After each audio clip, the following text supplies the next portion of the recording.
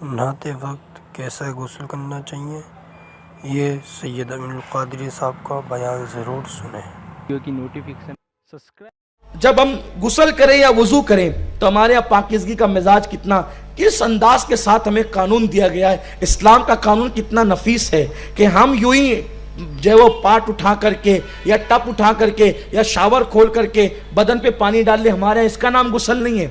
ہمارے ہاں غسل اس کا نام ہے کہ ہم پہلے وضو کریں، یہ سنت ہے۔ اور وضو کے اندر 3 فرائض ہیں، وضو کے اندر جو 4 فرائض ہیں اور غسل کے اندر 3 فرائض ہیں۔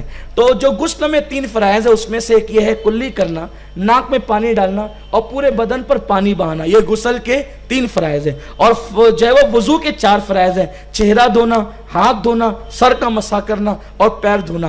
لیکن اب آپ اندازہ فرمائیں، جب ہم ان فرائض تک پہنچتے ہیں اس سے پہلے ہم پانی کو ہاتھ دھوتے ہیں اور پانی کو ہاتھ میں لیتے ہیں اور ہاتھ میں لے کر کے ہم کلی کرتے ہیں اور ناک کی نرم ہڈی تک پانی چڑھاتے ہیں۔ غور فرمائیں، یہ وضو میں تو فرض نہیں ہے، لیکن فرض تک پہنچنے سے پہلے ہاتھ دھونا بھی ہے، کلی کرنا بھی ہے، ناک کی نرم ہڈی تک پانی چڑھانا بھی ہے۔ یعنی اسلام یہ کہتا ہے کہ پیارے جس پانی سے تو وضو کر رہا ہے وہ پانی بھی ایرا غیرہ نہیں چلے گا، بلکہ اس کی پاکیزگی بھی ایسی ہونی چاہیے کہ جب تو اس کو ہاتھ میں لے گا تو پتا چلے گا کہ اس پانی کا رنگ کیسا ہے۔ ایسا نہیں ہے کہ اس میں پتے گر گئے اور پتوں کی وجہ سے اس کا رنگ متغیر ہو گیا، تو ایسا پانی بھی ہمیں نہیں چلے گا وضو کے لیے، بلکہ پانی بھی اپنی اصل حیت پر چاہیے، تب اس سے ہم وضو کر سکیں گے۔ یعنی یہ نہیں ہے کہ صرف پانی ڈالنے کا نام ہمارے ہاں غسل یا وضو ہے، بلکہ پانی کی بھی ایک کوالٹی ہمارے یہاں، بلکہ اللہ اکبر، اسلام میں تو پاکیزگی کا نظام یہ ہے۔ علماء فقہاء یہاں آپ ان سے پوچھ سکتے ہیں کہ جو پانی مستعمل ہے اس سے بھی ہم وضو نہیں کر سکتے، اس سے بھی ہم غسل نہیں کر سکتے۔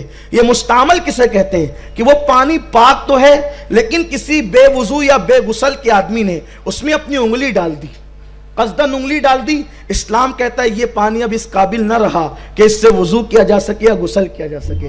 جس مذہب میں پاکیزگی کا یہ عالم ہے، اگر وہ قوم گندگی کے اندر اپنی زندگی کو گزار رہی ہے تو اس سے بڑھ کر بے وقوف کون ہوگا، نادان کون ہوگا، اس سے بڑھ کر کے جفاکار کون ہوگا، اس سے بڑھ کر کے ضیاکار کون ہوگا۔ میرے پیارے آقا علیہ السلام کے پیارے دیوانوں، اسلام کا یہ قانون ہے، اسلام کا یہ نظام ہے۔ تو ہم پانی ہاتھ میں لیتے ہیں تاکہ اس کا رنگ نہ بدلا ہو، اس کے بعد کلی کرتے ہیں۔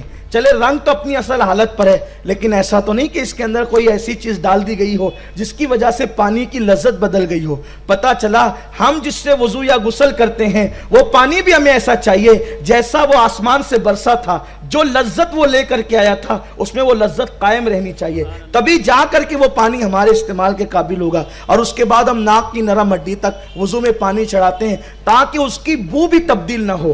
جو بو وہ لے کر کے آیا تھا اس بو پر جب تک وہ قائم نہیں رہے گا وہ ہمیں پاکیزہ نہیں کر سکتا۔ یہ اسلام میں پاکیزگی کا